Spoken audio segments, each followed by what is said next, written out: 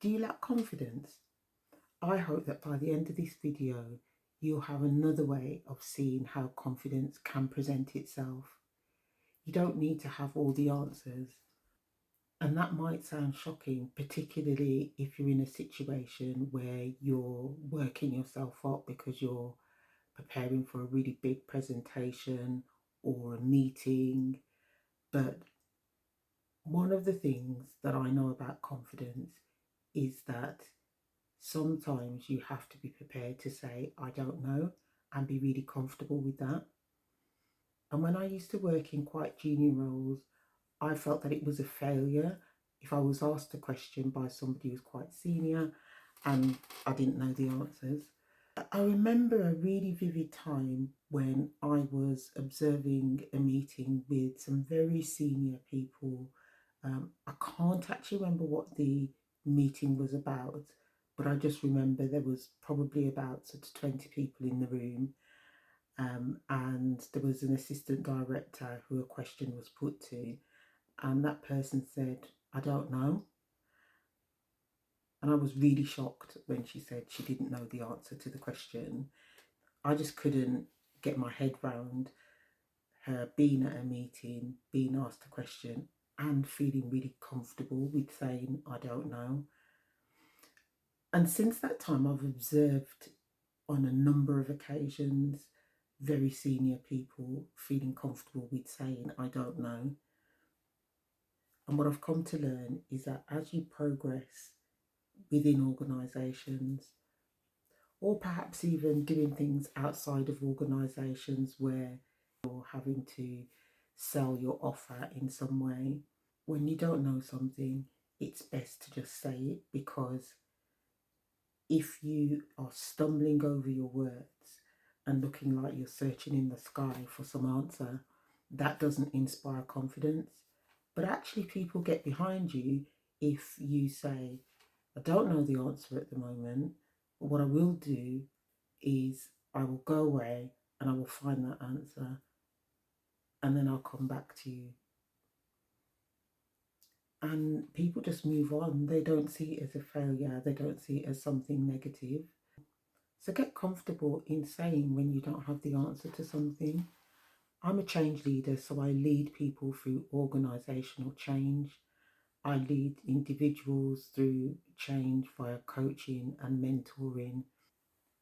And over the years, I've found that in change and in leading people through change, you might have an idea of your direction of travel and your desired outcomes, but you really have to embrace ambiguity and embrace the fact that when you're speaking to different people, they may have different ideas that they want to bring to the table, and you've got to give people the opportunity to bring their insight and their expertise into the room to inform the approach, particularly if you want to bring people a longer journey with you and you don't want them to feel as though you're imposing your ideas of how things should be done. We're all different and we need to embrace that, and we need to give people the opportunity to be who they are and to know that when they express an idea or an opinion, it's valued. It's also important to understand whatever conversation or discussion you're going into, whether you're pitching your offer to someone or leading a meeting, you've got to be clear on what it is that you want from that meeting, from that engagement. And you need some clarity on what the other person wants. And if you don't have clarity on that, you at least need to understand what their pain points are and how you can help them. Because people don't necessarily care about what you want, they care about you being able to help them to solve their problems. I've got a framework that I use that helps me to navigate most conversations. It's clarity, connection, and confidence.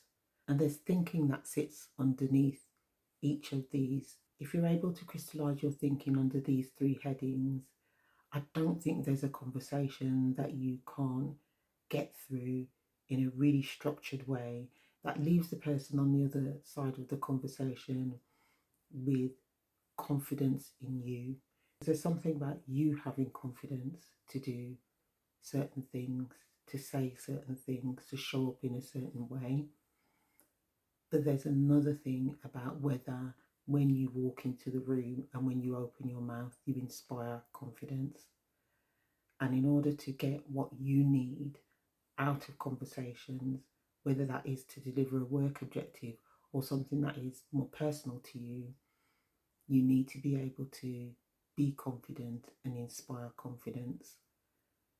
So I'm exploring this framework much more deeply with people who are members of my Skool community called Pivoting Over 40. If you would like to join my community, the link is below. You're welcome to join. This is a space for people who are over 40 and want that safe area while you're going through that messy middle of pivoting from where you are to where you want to be in your life or in your career. You'll all be doing different things, but the golden thread of the community is people who are inspired to take action and are doing something towards their goal every day. So join Pivoting Over 40, or you may want to contact me for my coaching or mentoring services. In my next videos, I intend to explore more around this framework and show you how you can use it in different situations with impact.